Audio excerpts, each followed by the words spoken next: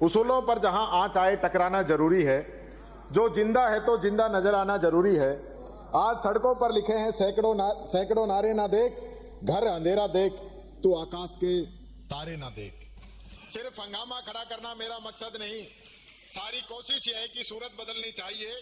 सियासत इस कदर आवाम पर एहसान करती है कि सियासत इस कदर आवाम पर एहसान करती है, पहले आंखें छीन लेती है, फिर चश्मा दान करती है, फिर चश्मा दान करती है। माननीय अध्यक्ष महोदय,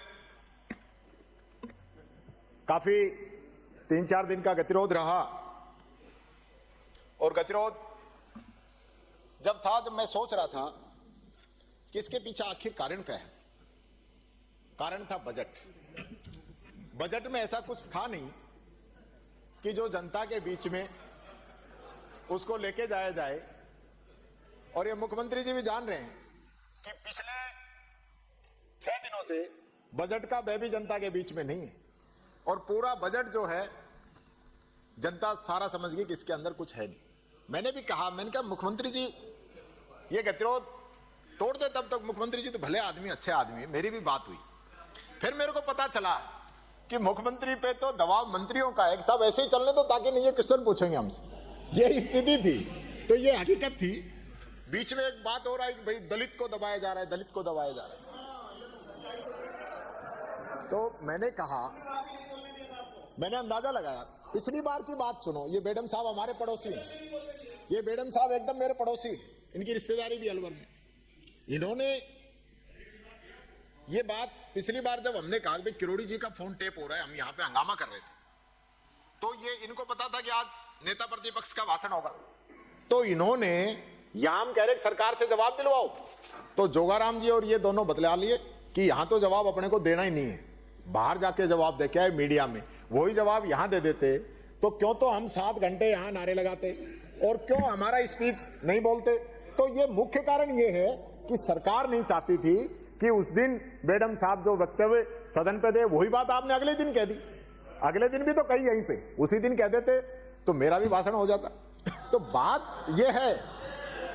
और दलित की बात कर रहे हो आप, पहली बार 75 साल में दलित नेता प्रतिपक्ष बनाए, पहली बार, और वो भी हमारी कांग्रेस नहीं बनाए, आपने तो 75 साल में एक बार भी नहीं बनाए। और सुनिए, हमारी सरकार ने तो दलित मुख्यमंत्री भी बनाए हैं, आप लोगों ने आज तक नहीं बनाया।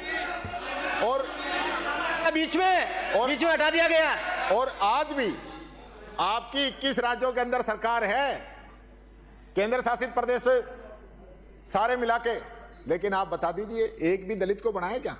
हमारे एक दलित हमारे बेचारे डिप्टी सीएम बैरवा जी को बनाया, उनको बनाया, जिसे ना बनाए दूध और खत्म कर दिया, जो बनी थी वो और बिगाड़ दिया आपने। जितना डिप्टी सीएम से लाभ नहीं हुआ, मैं दूधू गया था बीच में, जिस दिन धरना था तो मैं दूधू गया साहब, तो मेरे को बड़ा दुख हुआ कि हमारे डिप्टी सीएम साहब को डिप्टी सीएम बनने का जो फायदा मिला ना, उससे कहीं ज्यादा दूधू को खत्म करके उनका आपने वहां नुकसान कर दिया क्षेत्र के अंदर। दूधू में दूधू के लोग थे ही नहीं, वहां पे केवल बाहर के लोग गए हुए थे। हमारी पिछली सरकार थी ना, तो मुख्यमंत्री जी 4 दलित कैबिनेट मंत्री थे, 5 आदिवासी मंत्री थे। लेकिन आपने तो, मैं कह रहा हूं डॉक्टर साहब, आपकी भी कह रहा हूं, यादव एक भी नहीं बनाया आपने। ऐसे क्यों करते हो आप लोग? हमारे महाराज जी, अभी महाराज जी को, डॉक्टर साहब को तो सही कहिए तो इसलिए मैं कह रहा हूं। और ये बेडम साहब मेरे से ये भी कह रहे थे कि यार ये भी कह देना आज, ये बोलो तो कि एक गुजर कैबिनेट तो बना दे, मेरे को भी गृह राज्य बना रखो है, स्टेट ही बना रखो है, और स्टेट भी ऐसा जिसके पास स्वतंत्र प्रभार नहीं। ये ऐसा तो मत करो मुख्यमंत्री जी। भरतपुर को होके भरतपुर वालों का ध्यान नहीं रख रहे। मैं समझता हूं पड़ोसी को सबसे ज्यादा नुकसान है, या तो गुरुजी अलवर में नुकसान है या भरतपुर में नुकसान है। तो इस पे मैं समझता हूं आप जरूर ध्यान देंगे। अभी एक वाक्य आया लोकसभा के अंदर, आपके गृह मंत्री ने कहा कि अंबेडकर एक फैशन बन गया, ये नहीं बनना चाहिए। तो मैं आपको तो वो बात अच्छी लगी होगी, लेकिन दलितों को, हमारा एक ही दलित है in union government. You don't even a Dalit ministry in your top ministries. Mister Arjun Ram Meghwal from Rajasthan is a Dalit, but he is not even a cabinet minister. This is your liking about दलित। ये बताती है कि आप लोगों की भारत सरकार में कोई टॉप मिनिस्ट्री में दलित नहीं है। You have BJP ruling government in 21 state and UTs, but you don't have a single Dalit chief minister about Dalits.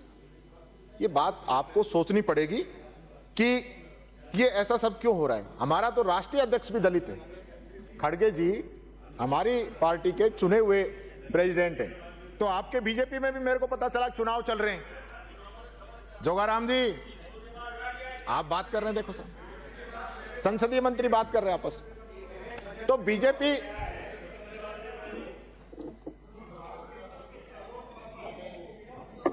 एक महान महिला को बैठाया, उसके संबंध में आपके नेताओं ने क्या टिप्पणी की, बेचारी वगैरह जो भी है। एक अब उड़ीसा में कौन मुख्यमंत्री है कृपया वो भी याद करना। वो तो इनके रिलेटिव बताए अपने यहाँ के। मैं आपको 12 मिनट हो गए, 13 मिनट हो गए, आप तैयारी करके आए बजट की, लेकिन बजट के खिलाफ एक शब्द नहीं बोल पाए। चिंता मत करो आप तो ये सोचो कि मैं बजट पे कम से कम बोलूं। जितना कम इस बजट पे बोलूंगा ना, करवाई हुए मेरे खिलाफ कि खड़गे जी नहीं रहे, भगवान करे 200 साल जिए हुए, परंतु इन्होंने उनका क्या हाल किया है। एफआईआर के मुताबिक वो इस धरती पर नहीं है, ऐसा कांग्रेस ने कहा है। मेरे खिलाफ मुकदमा दर्ज है 302 में। माननीय मंत्री जी, मैं सभी से अपील करूंगा, मैं एक सेकंड, मैं सभी से अपील करूंगा। और नेता प्रतिपक्ष जब बोले तो बीच में इंटरव्यू नहीं हो, ये क्या मजाक बना रखा भैया आप सब लोगों ने। मेहरबानी करके आप प्रतिपक्ष को सुने, उसके बाद हम नेता पक्ष को सुनेंगे। माननीय सदस्य, की परंपरा नहीं है माननीय अध्यक्ष महोदय, कृपया आप निर्देश फरमाएं। माननीय सदस्य, मैं पूरे सदन से आग्रह करूंगा या निर्देश दूंगा, उसे कुछ ही माने, कि वह सदन के विपक्ष के नेता को शांतिपूर्वक सुने। इनसे भी अपील करूंगा कि अपना भाषण केवल बजट तक सीमित रखें, बाकी भाषण होते रहेंगे। आज के लिए बहुत समय आएगा, आज तो समय भी कम है, इसलिए आप जल्दी बजट पे रखें ताकि बजट पे उत्तर भी आ जाए। माननीय अध्यक्ष जी, ये इन लोगों का मेरे से प्यार है, ये इन लोगों का प्यार है, क्योंकि अगर मैं टोटल बातें बजट पे ही कहूंगा और आप मेरे से पहले जितने भी वक्ताओं ने बात रखी है बजट के अलावा रखी हो तो सबकी डिलीट कर दो आप, तो बीजेपी का खाना खाली हो जाएगा। जैसे विपक्ष की तरफ से कोई नहीं बोला ना, ऐसे इधर का आएगा। मैं देख रहा हूं पीछे से क्या क्या ये लोग बोल रहे हैं, उसको भी मैं आपसे निवेदन करना चाहूंगा कि हम यहां नहीं थे। जो पीछे से जो टिप्पणियां की गई हैं, जो जिनकी भाषा सम्मानजनक नहीं है, उनको भी आप हटाने का काम करें। अब मैंने एक कविता बनाई आप लोगों के ऊपर, उसको मैं सुनाना चाहूंगा। आप कहते हो ना डबल इंजन, कि डबल इंजन की सरकार आई थी इस बारी, योजनाओं का नाम बदलकर भाजपा कहती ये है हमारी, भ्रष्टाचार की सीमाएं लांघ चुकी है सारी, डबल इंजन की सरकार आई थी इस बारी। खत्म किए संभाग जिले, विकास को लगी नजर तुम्हारी, डिंगे हाकी ईआरसीपी पे, नहीं दी एमओयू की जानकारी, डबल इंजन की सरकार आई थी इस बारी। शिक्षा पर है चुप्पी साधी, बंद किए स्कूल सरकारी, विधवा बूढ़े दिव्यांग आदि पेंशन नहीं की जारी, डबल इंजन की सरकार आई थी इस बारी। टूटी सड़कें, उफनते नाले, बहुत हुई बेगारी, जल की एक एक बूंद को तरसे, देखो जनता हमारी, डबल इंजन की सरकार आई थी इस बारी। पेपर लीक, अटकी नियुक्तियां, बढ़ती बेरोजगारी, युवा हुए मजबूर, प्रतिभावी जीवन हारी, डबल इंजन की सरकार आई थी इस बारी।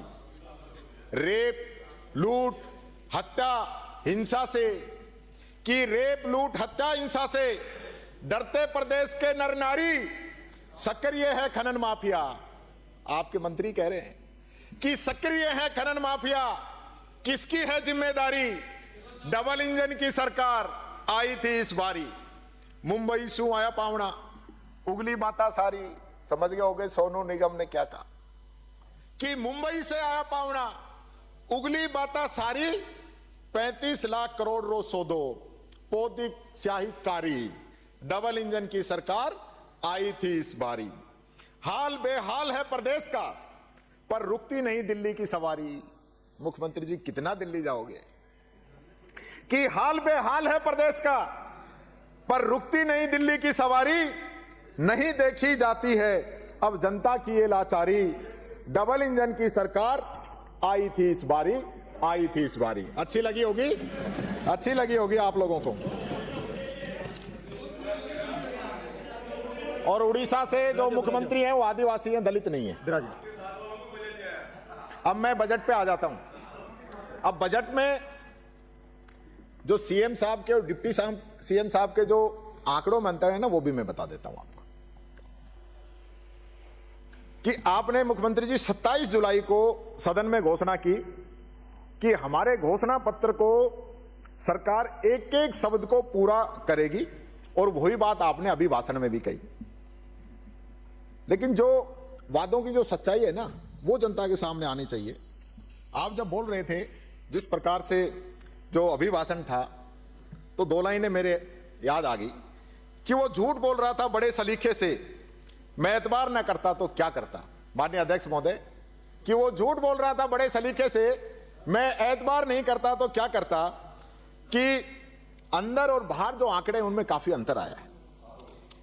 आपने 7 फरवरी को अभिभाषण में गिनाया कि पिछले बजट में हमने 1272 घोषणाएं की थी, मुख्यमंत्री जी ने कहा, और आपने 297 तो पूरी कर ली, और 488 की प्रशासनिक और वित्तीय स्वीकृति निकल गई, और काम प्रगति पे, यानी हम दोनों को जोड़ें तो 785 घोषणाएं, यानी 61%।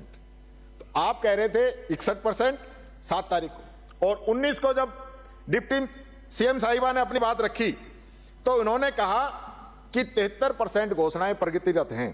तो 12 दिन में ही 12% का अंतर कैसे आ गया, ये बता देना आप जब बोल रहे थे। अच्छा कोई बात नहीं, ज्यादा है ना। डिप्टी सीएम साहब ने पिछले भाषण में और सीएम साहब ने अपने भाषण में जो अंतर बताया कि आपने ये कहा कि 2028 तक प्रदेश को $350 बिलियन की अर्थव्यवस्था बनाएंगे, ये सीएम साहब ने कहा 7 फरवरी को।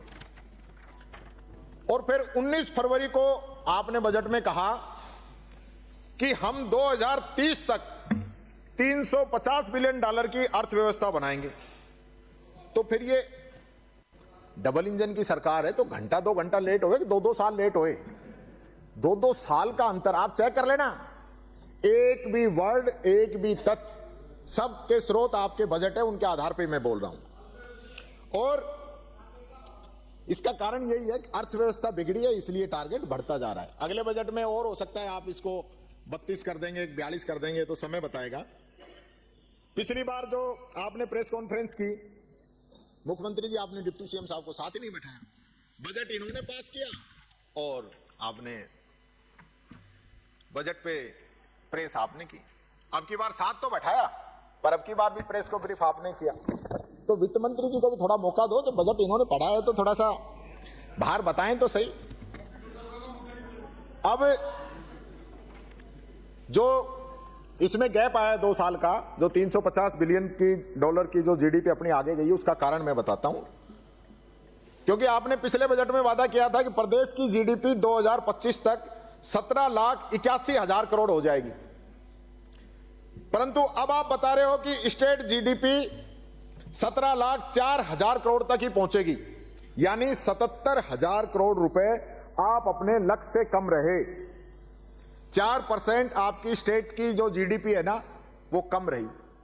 इसलिए ये जो 2028 से 2030 हुआ है, और अगले बजट में ये जीडीपी और घटी ना, तो ये 30 से 32 भी फिर 35 भी आपका हो जाएगा। सारे अधिकारी इस चीज को समझ रहे हैं। हमारी सरकार के समय में जब हम काम कर रहे थे, जो विकास की हम बात कर रहे थे, 22-23 के बजट में हमने अनुमान लगाया था कि स्टेट जीडीपी 13,34,000 करोड़ होगी, लेकिन हमारी जो नीतियां थी उसकी वजह से ये बढ़ी और 14,13,000 करोड़ रुपए तक पहुंची। और 23-24 के लिए जो हमने अनुमान रखा कि 15,76,000 करोड़ रुपए स्टेट जीडीपी का साइज होगा, तो बीच में आपकी सरकार आ गई, थोड़ा सा कम रह गया, 15,21,000 करोड़ रुपए। नहीं तो पूरा ही जाता हमारा जो टारगेट था, ये तो बीच में आप लोग आ गए। और इस साल आपकी सरकार रही है और 77,000 करोड़ रुपए आप लक्ष्य से पीछे रह गए। आप दावा कर रहे हैं कि अगली साल 19,89,000 करोड़ रुपए स्टेट जीडीपी का साइज होगा। देख लेंगे वो तो, वो कही भाई मेरा बाल कितना है, बोल जजमान अभी आया आगे, तो ये भी पता चल जाएगा कि जो आपका लक्ष्य पूरा होगा कि नहीं। आपने पिछले बजट में राजस्व घाटे का जो अनुमान लगाया था वो 25,758 करोड़ रुपए लगाया था, और अभी आपने कहा है कि इस घाटे को जो पहुंचने का अनुमान है वो है 31,939 करोड़ रुपए। यानी राजस्व घाटा भी आपने जो अनुमान लगाया था ना मुख्यमंत्री जी, उससे 24% अधिक हो रहा है आपको राजस्थान को, और आपका राजस्व घाटा स्टेट जीडीपी के 3.9 से बढ़कर 4.1% हो गया है। इसका खामियाजा तो राजस्थान की जनता को ही चुकाना पड़ेगा। इसी प्रकार से राजकोषीय घाटा लगातार बढ़ता जा रहा है, जो अब की बार 70,000 करोड़ रुपए हो गया है, और आपने इस बजट में इसको बढ़ा के 84,643 करोड़ रुपए अंदाजा इसका बताया है। और यह भी जो आपका राजकोषीय घाटा है यह भी स्टेट जीडीपी के 1.4 से बढ़कर 1.9% हो गया है। अब आय व्यय की बात करते हैं। 2024-25 में कहा कि लोन पेमेंट के अलावा नेट एक्सपेंडिचर 3,34,796 करोड़ रुपए होगा, परंतु आपका नेट एक्सपेंडिचर पूरा नहीं हुआ और करीब 1,000 करोड़ रुपए कम खर्च करके 3,33,259 करोड़ रुपए का आपका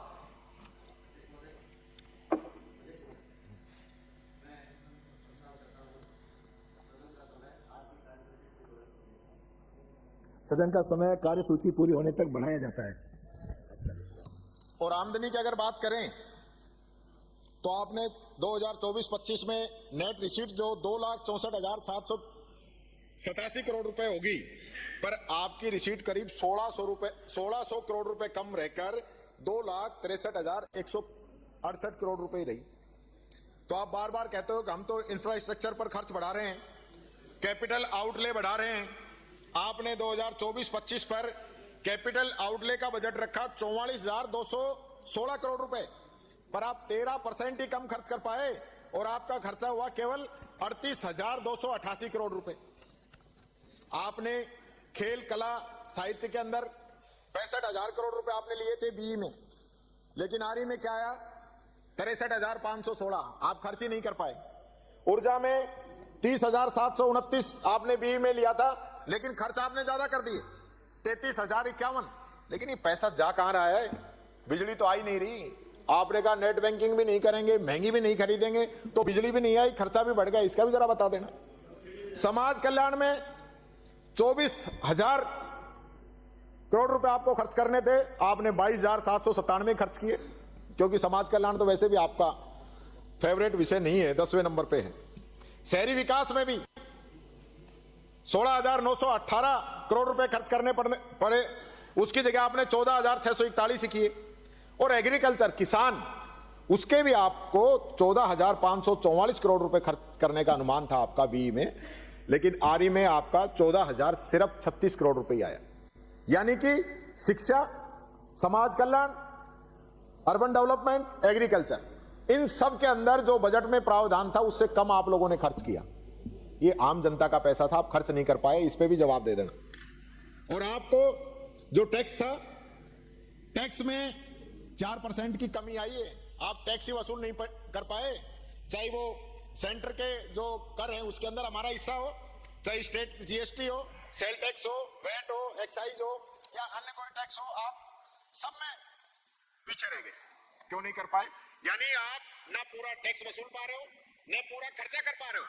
दोनों ही चीजों में आप फेलियर है, दोनों ही चीजें पूरी नहीं कर पाए जो आपने बजट में अनुमान लगाया। इसके बाद आपने ईआरसीपी के लिए कहा कि हम ईआरसीपी लेके आएंगे। ईआरसीपी को आपने पीकेसी किया, फिर आपने श्री राम जल सेतु किया, नाम बदलते रहे। आज एक बात पूछना चाहूंगा, एमओयू हमने मांगा, आपने नहीं दिया, यही मांगा था आपने, यहीं पे मना किया। हमारे माननीय सदस्य कोटा से आते हैं धारीवाल जी, उन्होंने क्वेश्चन लगाया तो जवाब आया कि इसके पेज बहुत ज्यादा हैं, इसलिए हम नहीं दे पाएंगे। किसी अन्य आम पब्लिक ने आरटीआई लगाई तो उसके अंदर कहा कि ये जो है देश की सुरक्षा से जुड़ा हुआ मामला है, इसलिए इसकी जानकारी नहीं दे पाएंगे। अब पता चला कि आपने पोर्टल पे डाल दिया। यानी कि आप विधानसभा में नहीं दे सकते, राष्ट्रीय सुरक्षा को खतरा बता रहे हो और पोर्टल पे आपका एमओयू डला है। मैं चाहूंगा आगे एक दिन आप पूरी चर्चा ईआरसीपी पे भी करा दो, क्योंकि ईआरसीपी जो है, आप कह रहे हो ईआरसीपी पे जो फंडिंग है वो 90% भारत सरकार करेगी, 5% हम करेंगे, 5% मध्य प्रदेश करेगा, तो हमारा 5% जो है वो बनेगा 2250 करोड़ रुपए। 45,000 की आपकी योजना है, तो जब 2250 करोड़ रुपए है, 12-13 हजार करोड़ रुपए हमने खर्च कर दिए, आपने अब इस बजट में भी 2 जगह आपने ईआरसीपी के लिए प्रावधान कर दिया, तो फिर ये या तो फिर भारत सरकार इसको राष्ट्रीय परियोजना नहीं बना रही, नदी जोड़ो अभियान के तहत नहीं ले रही, तो ये चक्कर क्या है, इसके बारे में भी जरूर आप इसके अंदर बताएं। दूसरा, आपने बजट में ये कह दिया कि हम एसेट मोनेटाइजेशन करेंगे, यानी इसका मतलब क्या है, सरकार अपनी संपत्ति बेचेगी।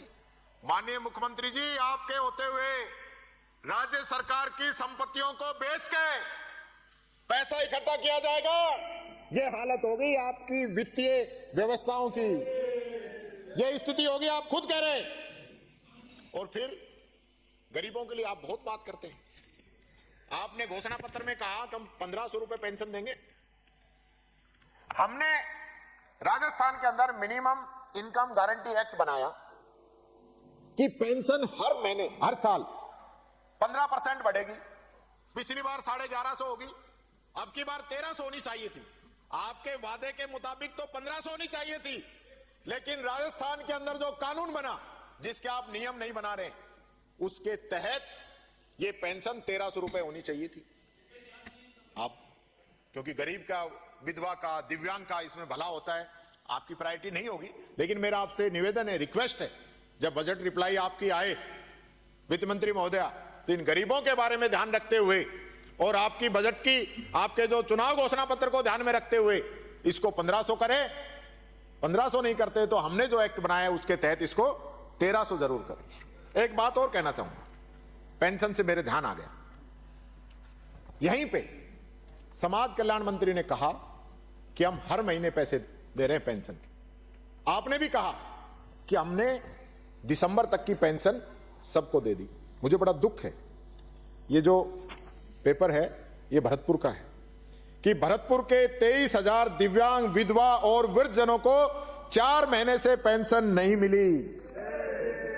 भरतपुर के और पूरे राजस्थान के लाखों लोग ऐसे हैं जो पेंशन मांगने के लिए चक्कर काट रहे हैं ऑफिसों के, और आपके मंत्री के सामने झुंझुनू में एक बुजुर्ग पेंशन मांगने चला गया, उसको 2 दिन जेल की हवा खानी पड़ी। ये स्थिति पेंशन की है। पेंशन की मांग पर कलेक्ट्रेट में चूड़ियां पायल रख के रोई महिला। भरतपुर का समाचार है मुख्यमंत्री जी। जब आप बोलते हैं कि मैं किसान का बेटा हूं, तो मुझे खुशी होती है कि आज उस सीट पे किसान का बेटा बैठा है, तो गरीब के लिए, दलित के लिए, मजदूर के लिए ऐसे निर्णय किए जाएंगे कि उसको दिक्कत नहीं आए। हमने निर्णय किए समाज कल्याण विभाग में, जब पेंशन के लिए व्यक्ति को सरपंच, सेक्रेटरी, ग्राम विकास अधिकारी, पटवारी, एसडीएम, पता नहीं कहां का चक्कर लगाने पड़ते थे, हमने उसको जनाधार से जोड़ा और ये सारे जितने भी रास्ते की दीवारें थी सबको खत्म किया। और जिस दिन पेंशन उसने अप्लाई कर दी, उसी दिन से उसको पेंशन बनती थी। ऑफलाइन सिस्टम छोड़ा ही नहीं, ताकि गरीबों को भला हो सके। तो मेरा आपसे विनम्र आग्रह है, वित्त मंत्री महोदय से भी आग्रह है कि पेंशन का मामला बहुत इंपॉर्टेंट है। इस पेंशन ने बुजुर्गों को जो 2 वक्त की रोटी है वो बहुत मान सम्मान से दिलाई है। कई घरों में तो झगड़े हो गए कि बूढ़ा बूढ़ी किसके साथ रहेंगे, पहले जो साथ नहीं रखते थे, क्योंकि दोनों को मिला के अगर ज्यादा बुजुर्ग हैं तो उनको 1500 रुपए, 3000 रुपए घर में आते हैं, उन बुजुर्गों का गुजारा हो जाता है। ये निवेदन मैं आप लोगों से करना चाहूंगा। एक मैंने पिछली बार आपसे कहा था कि मुख्यमंत्री जी बुरा मत मानना, और मेरे को लगता है आप बुरा मानते, आपको बुरा नहीं मानना चाहिए था। पिछली बार भी आप सरपंचों के प्रोग्राम में गए थे, और अब की बार भी आप 1 महीने पहले सरपंचों के प्रोग्राम में फिर चले गए, और पता नहीं सरपंचों के प्रोग्राम में जाके आपको क्या हो जाता है, आप भूल जाते हैं सब कुछ कि आप मुख्यमंत्री हैं एक सरपंच। पूरी जो बीच की दीवार है वो खत्म कर देते हैं। और आपने सबसे पहली बात तो सरपंच ये कह रहे थे, यार हमारे सरपंचों में से कोई व्यक्ति मुख्यमंत्री बना है, हमें इस चीज की तो बड़ी खुशी है, पर यार ये हमारे सरपंचों के चुनाव ही नहीं करा रहा। हमारे चुनाव तो समय पे करा दे। और यही नहीं, आपने वहां पे एक बात और कही। अब आपका कहना होता है और मेरा टीवी देखना होता है, मैं देख ही नहीं पाता, इतना बिजी रहता हूं। आपने कहा कि पैसा उड़ रहा है, पैसा उड़ रहा है, सरपंचों के अंदर ताकत होनी चाहिए, अपने क्षेत्र के अंदर वो अधिक से अधिक काम कराएं। मैं बताता हूं पैसा कितना उड़ रहा है। आपने 15वें वित्त आयोग का मिलना था 3775 करोड़ और मिला है 3087 करोड़। और जो उड़ रहा है वो 3500 करोड़ तो नरेगा के बाकी है, जिसमें आप कह रहे थे कि नरेगा में आपने काम कराए थे। 3500 करोड़ स्टेट के अंदर बाकी है नरेगा के, और संख्या भी नरेगा के अंदर 50% रह गई लोगों के काम करने की। तो मुख्यमंत्री जी ऐसा तो मत करो, सरपंचों का भला करो। किस्तें 6-6 महीने लेट जा रही हैं, एक बात भी रिकॉर्ड के बिना नहीं बोल रहा हूं मैं, इंतजार कर रहे हैं। और ये सारे एमएलए साहिबान बैठे, ये एमएलए तो शायद नहीं कहेंगे, लेकिन मैं कहना चाहूंगा पहली बार एमएलए लेड का बजट भी 6-6 महीने के अंदर आ रहा है, जो कि सबसे पहले आ जाता था। एएसएफए सारी हो गई, उसके बावजूद एमएलए लेड का बजट देने के पैसे नहीं है, और आप कह रहे हो पैसे उड़ रहे हैं, पैसे उड़ रहे हैं, पैसे उड़ रहे हैं। वो कहां उड़ रहे हैं? और ये अब ये जो पीछे से बोलते हैं ना कि आपकी सरकार, आपकी सरकार, वो पहले 2 बजट तक तो ठीक था, अब 1.25 साल से ज्यादा हो गई, अब तो आपकी सरकार होगी। अब कब तक ये तीसरा हिसाब का 33% तो पूरा हो गया, थोड़े दिन में 2 हिस्से पूरे और राज आया। और आप पिछली बार गुस्सा हो गए, आप यहां पे भाषण देते देते आपने कहा मैं सूद समेत चुकाऊंगा, सूद समेत चुकाऊंगा, किसी का रखूंगा नहीं। तो ये तो ऐसा लग रहा है मुख्यमंत्री जी, ये सूद इतना हो जाएगा राजस्थान पे, 1 लाख तो हर आदमी पर अभी पहुंच गया, और अब 4 साल में तो इसको ऐसे पूछा जाओगे, हमारा राज आएगा तो चुकाना ही बड़ा मुश्किल होगा, हमें नई प्लानिंग करनी पड़ेगी। और 24-25 की एसएफसी की पूरी किस्त बाकी है, अभी तो एसएफसी की पूरी किस्त बाकी है। ये बात मैं कहना चाहूंगा। युवा संबल योजना, आप भत्ते नहीं दे रहे उनके बेरोजगारों के, 867 करोड़ रुपए उनका खर्च करना था, आपने 448 करोड़ रुपए खर्च किए। सिंचाई का बजट 5804 करोड़ रुपए का था, और आपने 2816 करोड़ रुपए खर्च किए। राजीव गांधी स्कॉलरशिप, जिसके लिए हमारे बच्चे विदेश के अंदर जो एजुकेशन ग्रहण कर रहे हैं, उनको भीख मांगनी पड़ी। आपके बजट के अंदर 225 करोड़ थे, लेकिन आपने मात्र 81 करोड़ रुपए खर्च किए। वो पैसे उनको मिल जाते तो हमारे भारत देश के